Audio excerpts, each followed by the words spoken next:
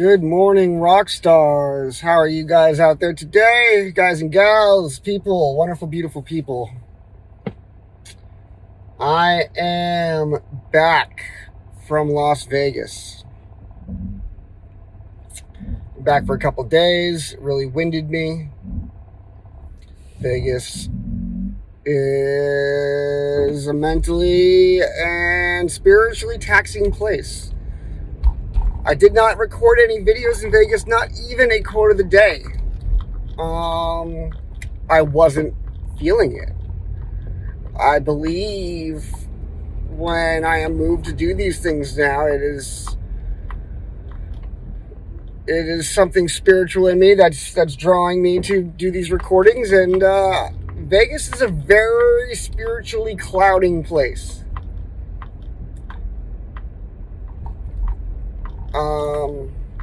I might get into this a little bit later in the video, but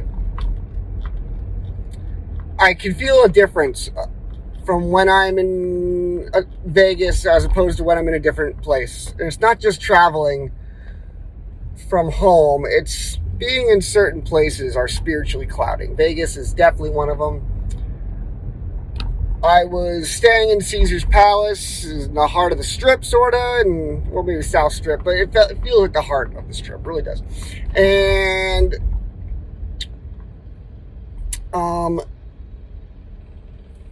maybe so because I'm about to go back to Vegas in about a week for 9 straight days, very long time, and I'm wondering if I get off the Strip, that I will be inspired again. So I'm going to try to go out to the desert maybe, if I can, with a friend of mine, to Red Rock. And I am going to also go down to Old Vegas. I'm going to go to Fremont Street, which is a really awesome place, a little bit grittier, a little bit turned up. For some reason, last time I was on Fremont Street, I felt a presence of a great deal of spirits. That's Old Vegas. That's more of the vibe of Old Vegas, and maybe that's where the spirits in Vegas have all been chased to. They've all been sort of chased out of the main strip. It's been highly commercialized. I remember going to Caesar's Palace when I was 16 years old. I'm 41 now. And I remember it was different. We went to, the mall walk under Vegas where the Forum shops, where the ceiling would change from day to night as you walked through it. And when I was younger, it was more of a laid-back environment. Really crowded with people. There was a big arcade at the very end of it that we played at because we were 16. That's all we could do. We went from hotel to hotel to hotel and played the arcades. And those arcades really aren't there anymore. There's still like a big one at New York, Coney Island, but it's not really the child-friendly environment as much as it used to be. All those shops and the foreign shops are all super high-end shopping now. So you're going to get your Louis Vuitton and your Gucci and Pandora, and the lower end of those might have been H&M, which was honestly like the H&M and the forum shops, their graphic design, most beautiful storefront you've ever seen, but really, really cool. In fact, all those storefronts down there are absolutely beautiful, but all high-end shopping, sort of disconnected from the common person who would rather just get some mom and pop stuff. But you're not going to find mom and pop shops in Vegas anymore. You might down on Fremont Street. I don't know. Anyway, we lost some money gambling. Caesar's Palace is expensive, $25 minimum bets, and we're going to go gamble at Fremont Street because I think it's like $5 or $10 bets. If I'm going to lose, I like to stretch my money a little further. I learned how to play craps, and I played roulette when I play roulette, I can stretch my losses a little bit further. Craps felt very quick. But before we get into all this, let's start with the morning orison. Great spirit guides. Thank you for getting me to Vegas and back safely. Protecting my son while he was there. Hopefully he grew and learned a great deal while in Vegas. Thank you for looking after my viewers. There's 70 of you now, and I am very thankful for every single one of you.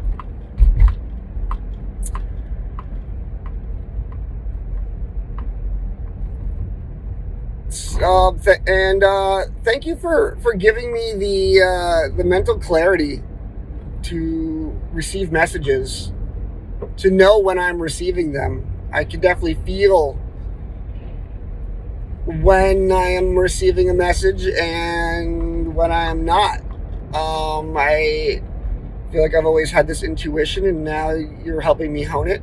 Maybe I'm helping myself hone it. But there are messages, so whoever you are that's sending them to me, thank you for these messages. And I ask for your continued inspiration and protection for myself and my friends and family and my viewers. We're all good people.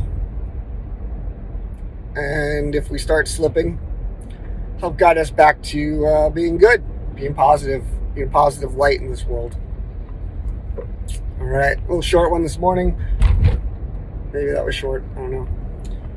So, I can definitely tell now that I'm back from Vegas that the inspiration to make videos is coming back, and the content is being channeled again. So, last night, I had a very intense and real dream. It wasn't intense like a nightmare, but it was very real, very vivid. Say vivid. It was a very vivid dream. Some grays coming in here. Yep, we got the grays coming in. I wonder how that's going to look. Coming in spotted like that. Definitely peppering here a lot more this year. It's been a stressful year.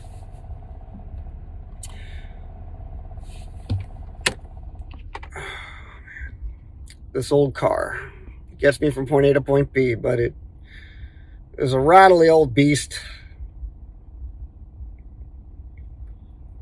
Once we get cruising on the highway, in a moment here, getting on the highway right now, the car mellows out. It likes to move fast. Doesn't like to sit idle.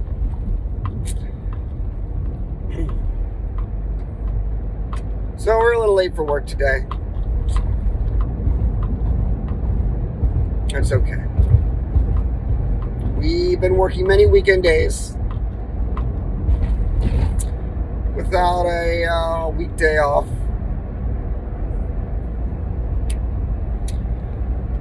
I also want to start off by saying that it is a dreary and cloudy day, which I love. Some of you might know that I love my dreary and cloudy days. Might rain a little bit later. Looks like it's gonna rain. And I don't know, something about these days. It rejuvenates my spiritual energy. It puts me in a positive mood. Not everyone has that reaction. Nice warm sunny days do too, but these dreary cloudy days just feel a warm comfort inside somehow.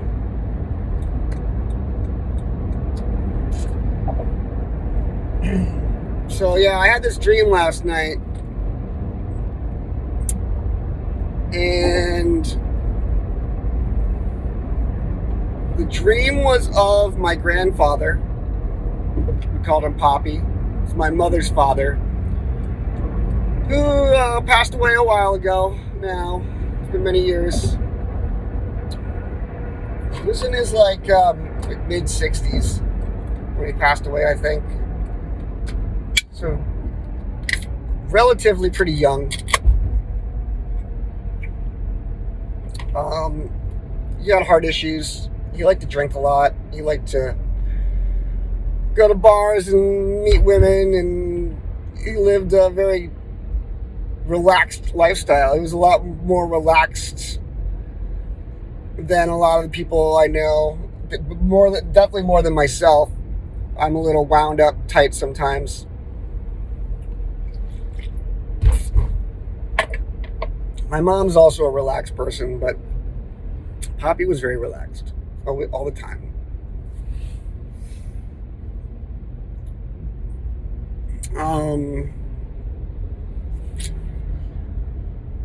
But it was one of those dreams where I was definitely in a setting, a place. It was identifiable as a dream place. Sometimes these dream places are places I visit again and again.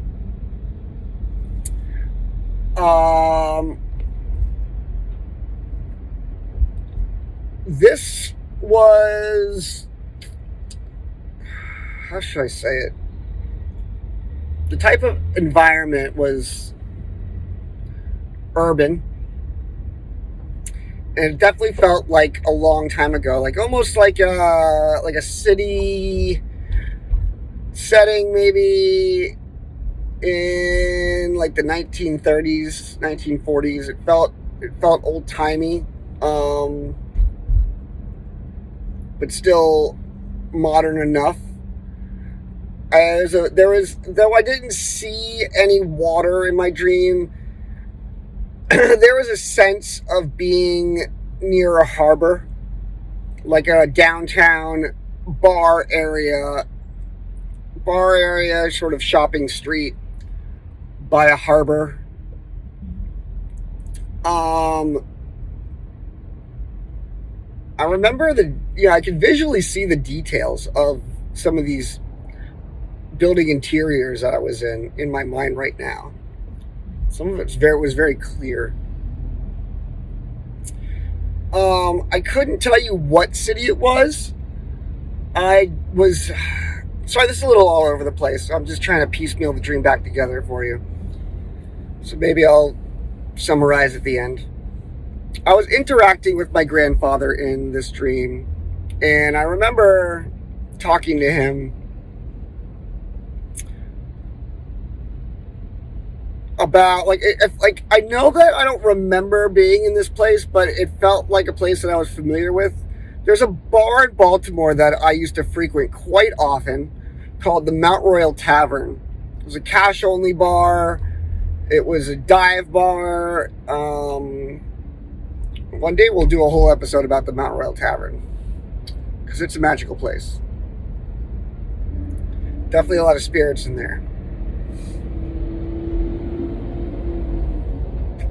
But I remember asking my grandfather if he ever frequents the Mount Royal Tavern, which I knew was sort of down the street, a little bit closer to the harbor area in this dream, though that's not exactly where it is in Baltimore, Maryland. He's like, oh yeah, I go there every week. So, there was places in Baltimore in this dream that were nearby, but I don't think I was in Baltimore. If that makes sense. It was a dream place. But maybe the Mount Royal Tavern exists in dream dimensions as well as in a physical place here in Baltimore. And that seems pretty reasonable to me. Seems reasonable to me. But I was interacting with my grandfather. My grandfather was surrounded by several children. And these children weren't his kids. He had, it was my mother and her 3 brothers were his kids. And it wasn't their spirits, although one of my uncles has passed away a long time ago now. I didn't get the sense that it was the spirits of my mother and her brothers. But I did get the sense that these children were spirits of my relatives or distant relatives on my mother's side that were merely being represented as children in my dream.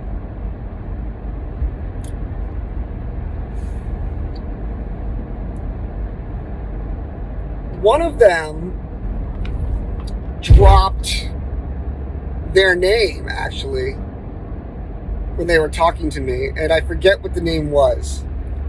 But I remember it clearly in the dream, and if I heard it, I'll be like, oh yeah. This is why I really need to, and I said I was going to do this, and I haven't been. I really need to keep a dream book next to my bed, basically a journal, some pen and paper, so I am ready to write down my dream details the second I wake up. Because as you know, when you wake up from a dream, the memory of it starts to dissipate very fast. And I think there's a lot of reasons behind that. That's a whole different video also.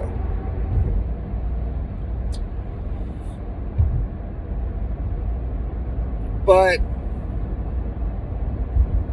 so my grandfather was a younger version of himself. Like he was sort of the, sorry, those are windshield wipers. He's sort of the age that he would have been when he was a young father. Maybe mid to later 30s. I felt in the dream that I was older than my grandfather. And I remember knowing it was my grandfather.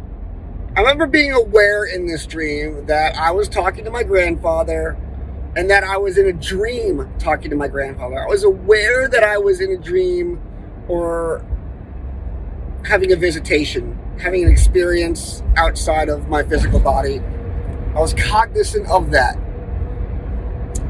But in my dream, my grandfather did not know that I was his grandson. I remember him just thinking I was just another passerby in the dream talking to him. And we were at like a bar, restaurant, and the kids were in the bar too. We were sitting at the window area talking at one of these bars at like a booth or something.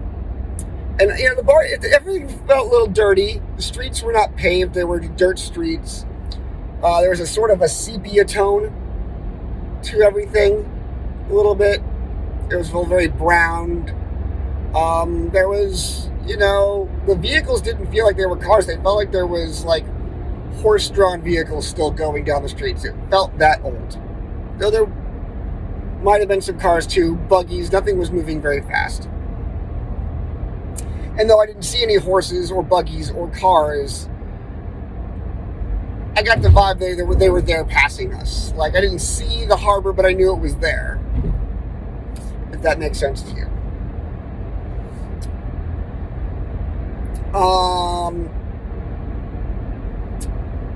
But this little boy that told me his name,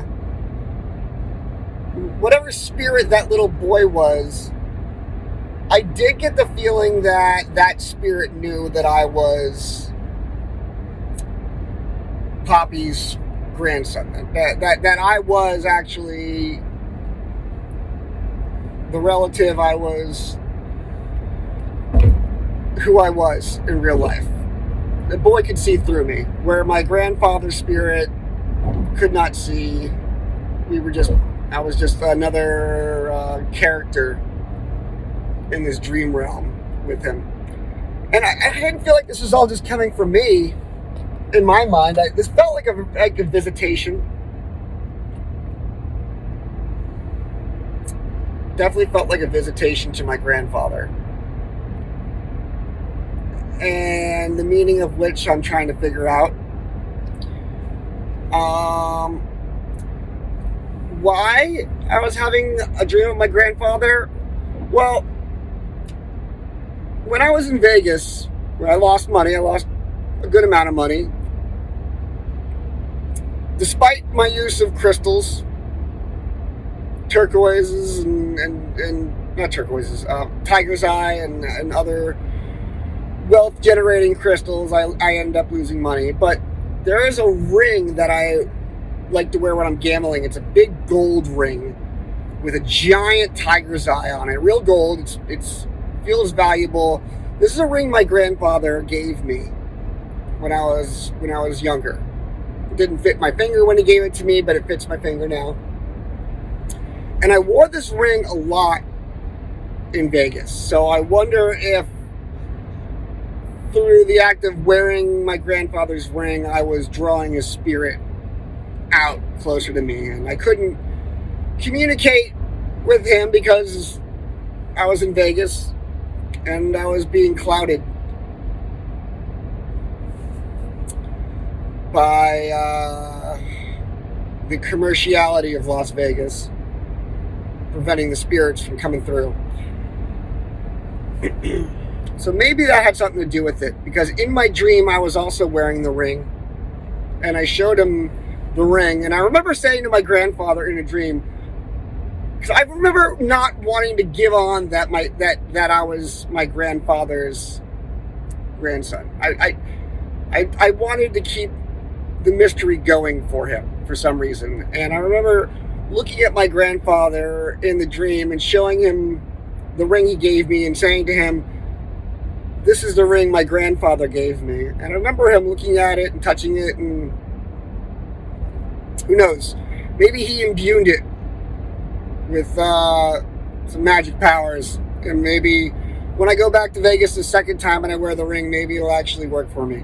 Maybe, we'll see.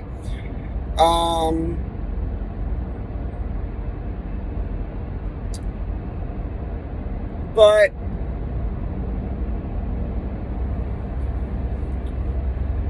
I remember conversing with my grandfather a lot, and he was basically telling me, you know, he goes to this bar all the time, and they know him here, and you know, he's well liked in the community that we were in the dream, and these felt like in the dream he got the idea that these were his kids. And he felt, and his wife showed up in the dream too. His wife was not my grandmother, I don't think. I didn't feel her spirit. And I didn't even feel like that woman that was his wife in the dream was one of my relatives. So these children, or these people these spirits that were being represented as children, did feel like they were my relatives. At least that one that dropped its name.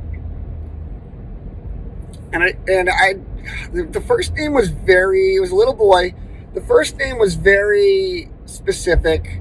The last name might have been my grandmother's maiden name, which is Ligori. It sounded like it might have been Ligori. It was the last name that I remember. I don't remember what the last name was in the dream, but I remember remembering it. Like I knew it was the last name that I knew, even though I forgot what the kid said.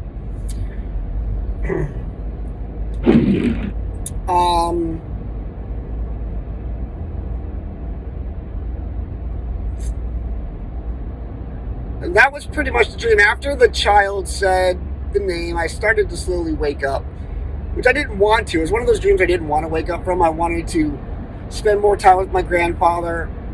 I wanted to investigate more. I wanted the spirit of my grandmother Helen was not there, and I really wanted to get in touch with her too. I wanted to be like, "Where's Helen?" See if I could channel Helen.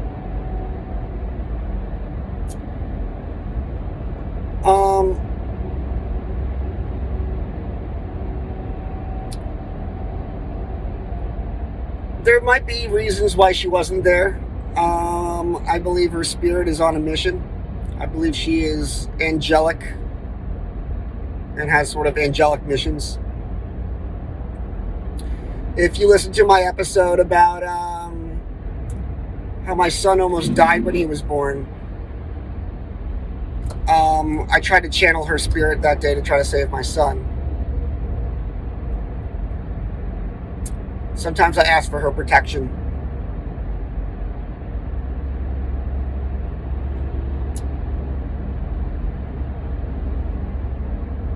And I didn't feel the spirit of my Uncle Stephen, who passed away, either in the dream.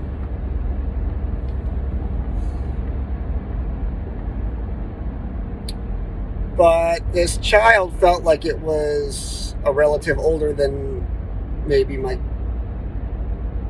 grandmother. Felt like an old spirit or an older relative.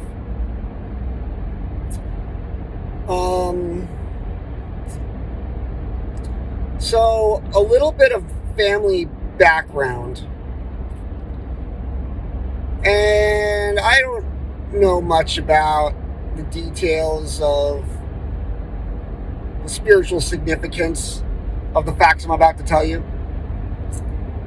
Or I don't know much about the facts of the spiritual significance of the details I'm about to tell you.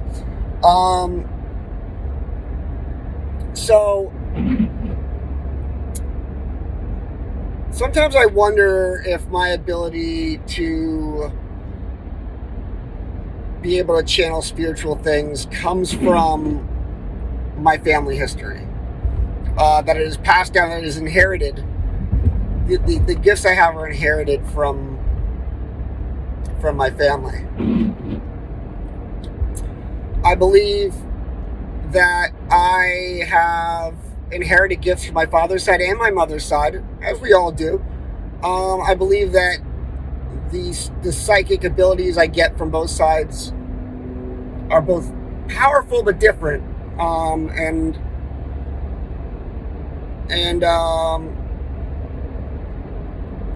lot of my intuition, I think I might get from my father's side. A lot of my ability to channel and be a medium and converse with the other side, I think might come from my mother's side. I don't know. But I am type O negative blood. My mother's type O negative. My father's type O negative. And on my mom's side, I believe that both my grandfather and my grandmother were both type O negative. Being the type O negative blood is, people are like 13% of the Earth's population. This is all very rare. And I've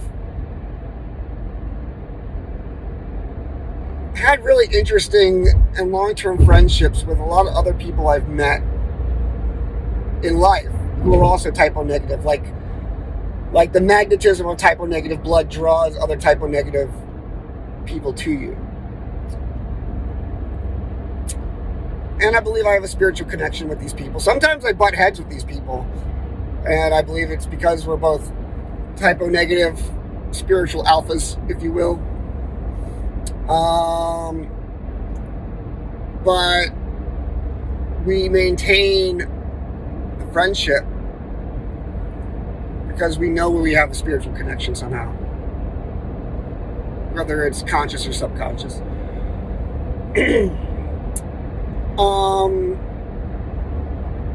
And as far as, so my grandmother's maiden name was Ligori.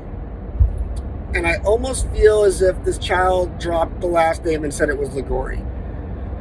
On my mother's side of the family, through the last name Ligori, we have traced our lineage directly back to a Catholic saint, Saint Alphonse Ligori, who I've done a little research on. He was one of the few saints that was sainted by the church that decided to live in poverty. He lived with, even though he had money, he chose to live an impoverished lifestyle with impoverished people in order to help and lift up the poor community at the time. I believe it was Italy.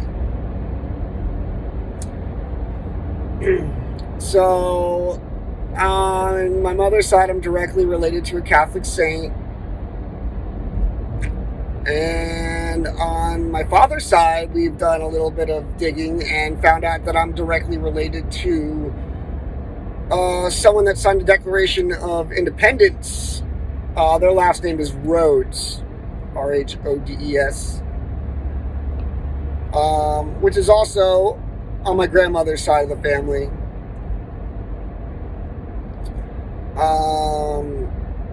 And I believe, a lot of our spiritual inheritance comes from the female side of our families, that they can pass that on.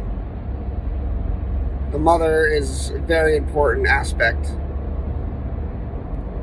to life and connections. I could just go into the importance of mothers, but so I think my grandfather was involved in the Masons or the Shriners or some sort of, private group. He was the headmaster of a very important boys' school in upstate New York. He was connected. I often wonder about his connections. The man felt like he had secrets he was keeping. So, I have a very strong inheritance, I believe. I have a very strong spiritual inheritance, I believe, from both sides of the family. And I am showing up now in life to answer to my spiritual lineage and my spiritual inheritance.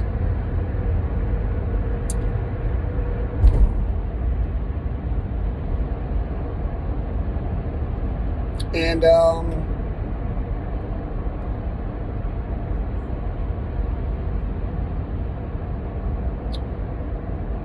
I guess that's it, really. That's my dream. I know when I'm channeling spirits. I know when I'm not. I can feel the absence of their presence. Las Vegas, I felt the absence of their presence. When I got home, I feel it coming back strong.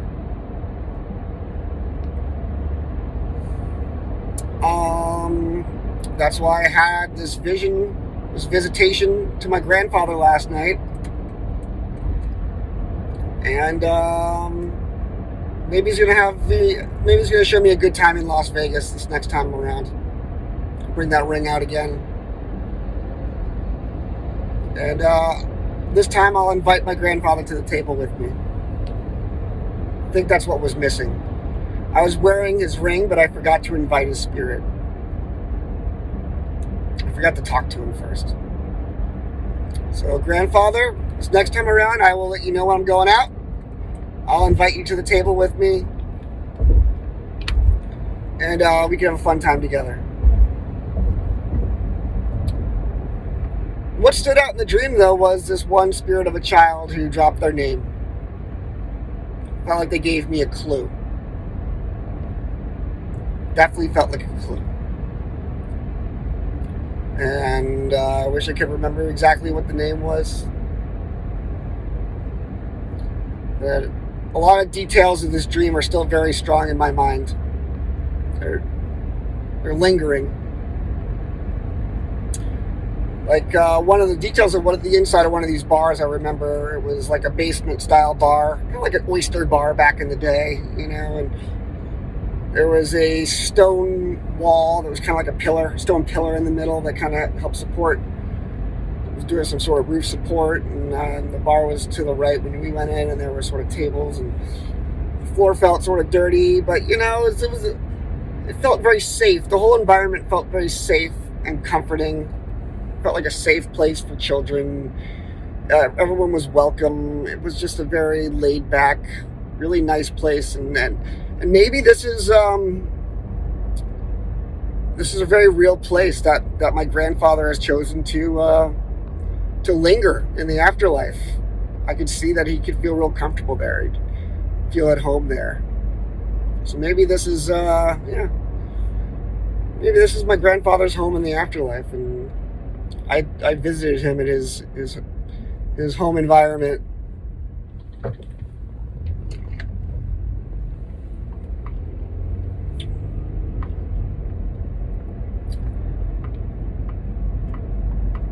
So we are going to put that notepad on the back of the bed when we get home. And when we have these dreams, when we have these messages, we are going to write down the details the second we wake up, as not to lose them immediately.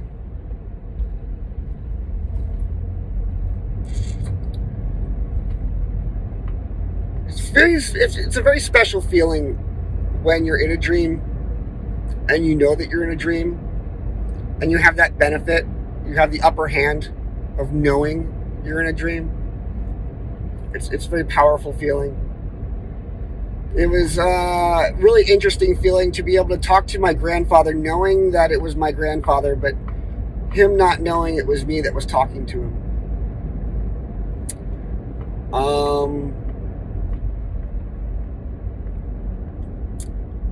But this child knew. This child knew who I was. The child wasn't giving my secret away either.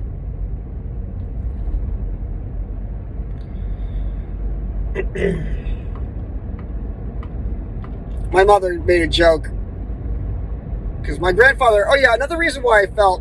Sorry to include this point. Another reason why I felt that we were also by a harbor is my grandfather was like a boatswain. He used to work. He was a merchant seaman. He used to work on ships, and he would go from port to port and sail all around the world. I believe the ring he gave me was something he picked up in Japan, actually. He's definitely given me some gifts from Japan. I know that.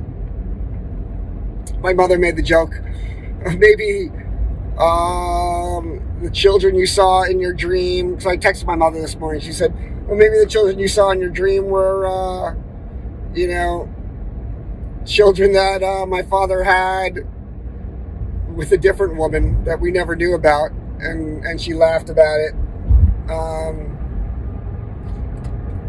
Because my grandfather had a lot of girlfriends, he lived a very loose life. And though it was a joke, maybe there's something to that because, sometimes our intuition speaks very loudly, very immediately.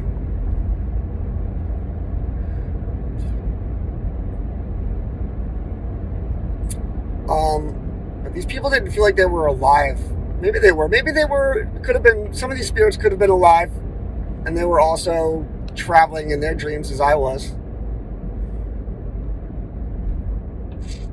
It's interesting that my grandfather was younger in his dream. I wonder, in this dream, I wonder if in the afterlife, like, we are represented as we were in, like, the prime of our life. Or we are represented how we want to be represented. Maybe the spirit of my relative who wanted to communicate with me felt the best way to do it was be represented as a child that was with my grandfather, as one of my grandfather's children in the dream. And I often wonder if this spirit was the one that was in charge of the visitation all along, that the spirit that dropped its name to me, this child spirit, was the one that was in control of making sure my grandfather was there with me.